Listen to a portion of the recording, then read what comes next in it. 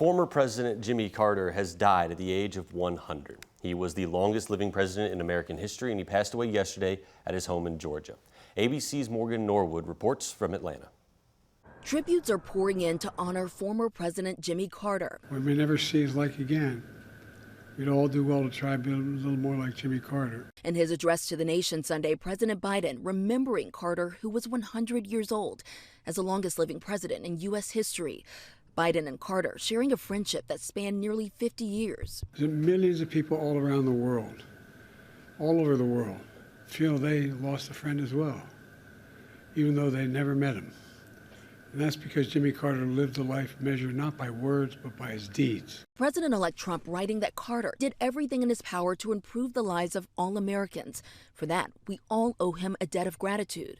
Former President Barack Obama stating, Carter taught all of us what it means to live a life of grace, dignity, justice, and service. And from former President George W. Bush, Carter was loyal to his family, his community, and his country. And the Clintons. He worked tirelessly for a better, fairer world. Carter's one term in office was defined by foreign policy. He brokered a historic peace deal between Israel and Egypt, which is still in effect. But an energy crisis in the U.S. and the kidnapping of 52 American hostages in Iran played a role in his political undoing. Carter was just 56 when he left the White House. But in the more than 40 years since then, Carter and his wife Rosalind devoted themselves to humanitarian pursuits, both in the U.S. and around the world, with the former president winning the Nobel Peace Prize in 2002 in recognition of those efforts. When historians write the paragraph on Jimmy Carter 100 years from now, what do you want to be at the top of the list? I'd say maybe peace and human rights. I kept the country at peace for 4 years and promoted peace for other people. And President Biden ordering a state funeral at the National Cathedral in Washington, D.C. next Thursday. Carter will be laid to rest in his native Plains, Georgia. Morgan Norwood, ABC News, Atlanta. Kentuckiana leaders are also reacting to Carter's death. Kentucky Governor Andy Beshear saying in part, quote, Jimmy Carter was a true American. He lived through his faith and values each and every day, lifting up his neighbors and serving our great country through kindness and compassion. Meanwhile, Indiana Senator Todd Young saying, quote, President Jimmy Carter's life was devoted to service and living his faith. His lasting legacy is the many ways he helped those in need. I extend my condolences to the Carter family. Governor Beshear's office did send out an email this morning asking that flags at all state offices be lowered to half staff in honor of Carter's life. That goes along with President Biden's declaration that all flags at federal buildings be lowered to half staff for the next 30 days. Some more local news now. The arraignment for one of the Louisville men facing charges for a murder in Bullitt County has been pushed back. 24-year-old Benjamin Williams is accused of firing shots into a home on West Hebron Lane in Shepherdsville on November 24th. A man inside the house was hit and later died. Investigators say 2 of the victim's family members were inside the house at the time of the shooting but were not hurt. Williams and another man, Fulton Mucker Jr., are each charged with murder, wanton endangerment, and tampering with physical evidence. Now, Williams' arraignment has been pushed back because Fullerton was not present in court today.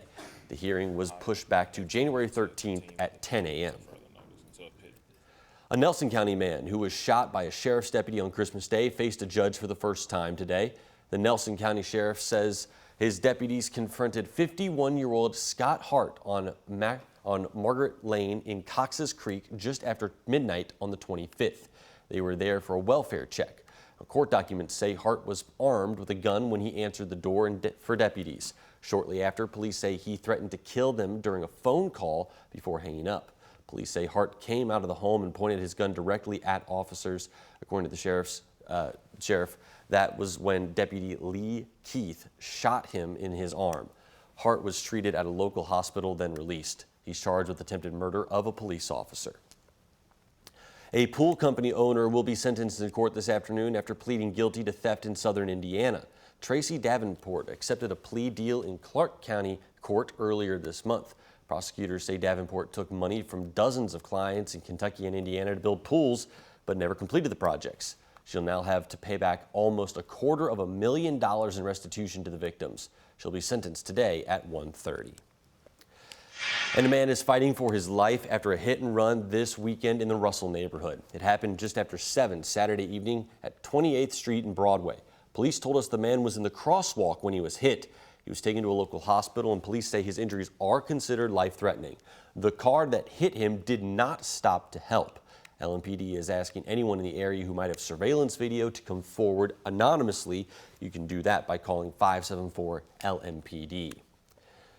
A 14-year-old is dead and another teen is injured after a crash on National Turnpike.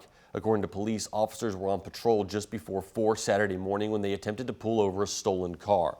The car sped away from police, and LMPD decided not to pursue the vehicle, turning off of their lights and sirens. Shortly after that, officers say they saw sparks flying about a half-mile down the road in the direction the car headed. Police found an overturned car, which they believe was the stolen vehicle, which they initially saw speed away. LMPD says 2 teens were inside at the time. One was pronounced dead at the scene. The second was taken to the hospital and is expected to survive. No other vehicles were involved.